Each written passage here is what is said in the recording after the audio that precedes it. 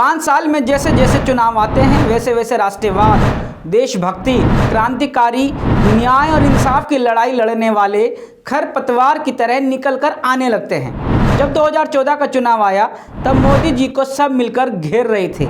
जब 2019 का चुनाव आया तब भी मिशन 2019 बनाकर सब विपक्षी एक हो गए, लेकिन देश की जनता ने अपना समर्थन मोदी जी को वोट के रूप में देकर सबको चुप कर दिया। और अब 2024 का चुनाव आ रहा है, सब विपक्षी मिलकर फिर से एक हो रहे हैं, जिसमें अब वकीलों के मसीहा बनने का काम राज्यसभा सांसद और संविधान के ज्ञाता कपिल सिब्बल कर रहे हैं। नमस्कार, आप देख रहे हैं ज़मीनी हकीकत हेडलाइंस लाइव न्यूज़ पर और मैं हूं आपके साथ मोहम्मद रफ़ी। आज की ज़मीनी हकीकत है इंसाफ का सिपाही या मतलबी सिपाही। आओ हम सब इंसाफ का सिपाही बन जाएं और अपना मतलब निकाल लें। राज्यसभा सांसद कह रहे हैं कि अब होगी इंसाफ की लड़ाई और अब बनेंगे हम इंसाफ के सिपाही। मेरा एक सवाल है, भारत देश की आम जनता से, पूरे भारत में कुल आबादी का 80% हिस्सा गरीबी से मिडल अमीर तक का है। इस 80% में से किसी एक की भी इंसाफ की लड़ाई इन इंसाफ के सिपाही ने जमीन से लेकर कोर्ट रूम तक नहीं लड़ी है। इन 80% जनता के इंसाफ की लड़ाई तो दूर, ये सिर्फ उन 20% लोगों की लड़ाई लड़ते हैं जो उन्हें एक दिन की हेयरिंग के लाखों रुपए देते हैं, और वो लाखों रुपए देने वाला आम आदमी या मिडल अमीर आदमी नहीं बल्कि अरबों और खरबों पति होता है। और आज भी इंसाफ का सिपाही 80% का नहीं बल्कि 20% की लड़ाई लड़ेगा, क्योंकि आज सीबीआई और ईडी 80% के यहाँ नहीं आती है बल्कि उन 20% के यहाँ आती है जो देश में गरीबों को लूटकर अमीर पर अमीर हो रहे हैं।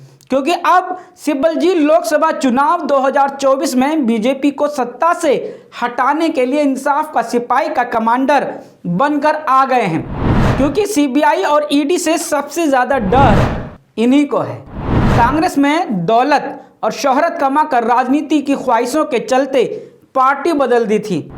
अधिवक्ता से वक्ता और नेता बने कपिल सिब्बल का कहना है कि वे इस 11 मार्च को इस मंच के जरिए जंतर मंतर पर अपना एजेंडा रखेंगे।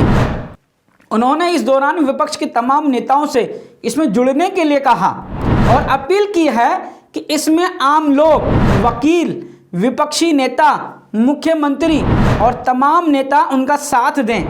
केवल बीजेपी शासित राज्य के मुख्यमंत्री और उनके नेता ना आए ताकि इस गुलामी को ख़त्म किया जा सके। क्या हम गुलाम हैं या फिर क्या हम डरे हुए हैं?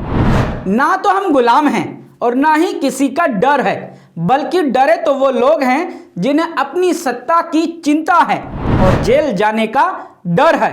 दिल्ली में मंत्री रहे सत्येंद्र जैन और मनीष सिसोदिया के बाद आज दिल्ली की आम आदमी पार्टी डर के साए में है कि कहीं हमारा कट्टर ईमानदार कहना बंद ना हो जाए और हमारे भ्रष्टाचार की किताब ना खुल जाए। यूपी में भ्रष्टाचारियों और दबंगों पर चलते बुलडोजर और देश में घटता कांग्रेस का वोट बैंक और भाजपा पार्टी और मोदी जी की बढ़ती लोकप्रियता इन्हें बेचैन करती है। आप सोच रहे होंगे कि आखिर मैं ऐसा क्यों कह रहा हूँ। मैं अपनी इस ज़मीनी हकीकत की इस रिपोर्ट में कहीं से कहीं तक भी भाजपा पार्टी का समर्थन नहीं कर रहा हूँ, बल्कि देश की एक तरफा वोट देने वाली जनता की उस ज़मीनी हकीकत को आपके सामने रख रहा हूँ। आपको याद दिला रहा हूँ 2014 और 2019 में जब चुनाव हुआ था तब देश की एक तरफा जनता ने अपना मन और समर्थन क्या मोदी जी को नहीं दिया था। अब बात करते हैं विपक्ष में बैठे राज्यसभा सांसद और लोकसभा सांसद की। जितनी राशि इन्हें देश के कल्याण और विकास के लिए मिलती है, ये उसका आधा भी खर्च नहीं करते हैं। और कई सांसद तो ऐसे हैं जिन्होंने एक ढेले का भी विकास कार्य नहीं किया है। अब बात करते हैं इंसाफ के सिपाही की, जो आने वाली 11 मार्च को जंतर मंतर पर एक मुहिम की शुरुआत करने जा रही है, जिसमें न्यू विजन ऑफ इंडिया पेश करेंगे और सबसे आगे वकीलों के साथ अन्याय के खिलाफ लड़ाई में लोगों की मदद करेंगे। ये बात सच है कि जब इंसान को शासन और प्रशासन से न्याय नहीं मिलता है तो एक वकील ही होता है जो उसके इंसाफ की लड़ाई लड़ता है। काला कोट पहने न्याय की रोशनी जलाता है। इंसाफ के सिपाहियों को मेरा एक सुझाव है कि जब कोई नेता या प्रवक्ता अपनी प्रेस कॉन्फ्रेंस में या किसी मंच पर अपनी ईमानदारी और बेगुनाही की सफाई देता है या आरोप लगाता है तो उसे पहले कानूनी अमली जामा क्यों नहीं पहनाता। जो मन में आता है कुछ भी कह देते हो, मतलब फेंकने की भी कोई हद होती है। प्रेस कॉन्फ्रेंस में इतने बड़े बड़े दावे करते हैं और उन आरोपों पर सबूत भी देते हैं और अगले दिन खबरों की सुर्खियां बन जाते हैं और अगले दिन फिर प्रेस कॉन्फ्रेंस रखते हैं और इसी तरह ये सिलसिला चलता रहता है। लेकिन उसके बाद ढाक के 3 पात ही नजर आते हैं।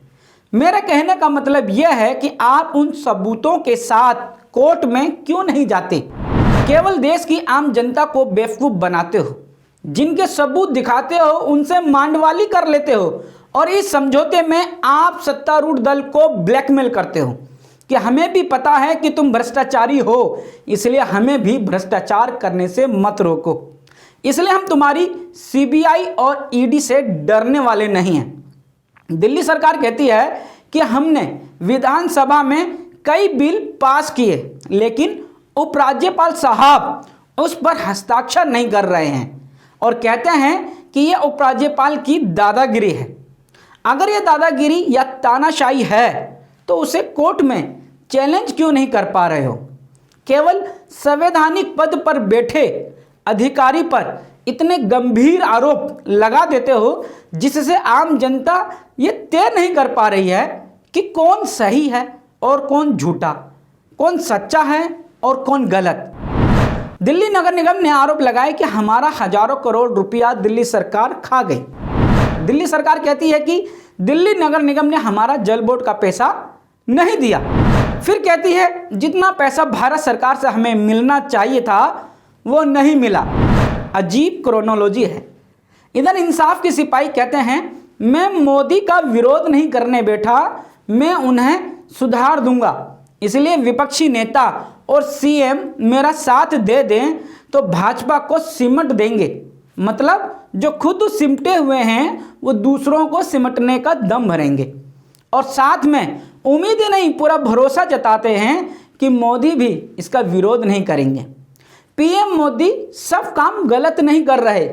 डिजिटलाइजेशन, आवास योजना, ये सब अच्छी योजना है, लेकिन जहां अन्याय होगा उसके खिलाफ लड़ने की जरूरत है। ये थी आज के आंदोलनकारी और इंसाफ के सिपाही की जमीनी हकीकत। अब मुझे दीजिए इजाज़त, फिर मिलेंगे एक और ज़मीनी हकीकत के साथ। शुक्रिया, शब खैर।